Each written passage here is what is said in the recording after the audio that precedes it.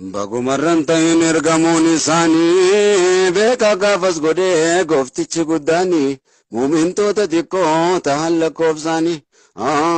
jara duwwaa ta'eef jabinni imaanii rasuula bira dhaabbata waa hundaanii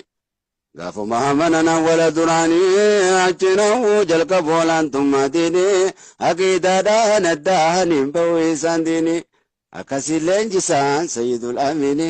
haqiiqaan aqiidaa kun nama gallaani mootummaan kan rabbiiti mootiin siif jinni hukmi isaati malee hin guutamu diini seera namaaf baasuu hin danda'u namni seerri kan rabbiiti gooftaa khalqe qawni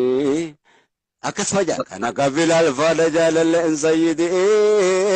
kan bifti gurraacha kan keeysi saadi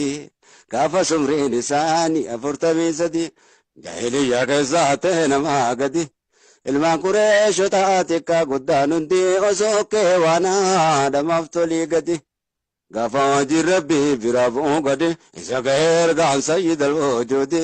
quraana dhaga'ee kalaamu samadii seera rabbii gaarii waa hundaaf sanadi kan nama wal qixxeessu gurraachaa fi adii akkas jaalala. Allahu akbar.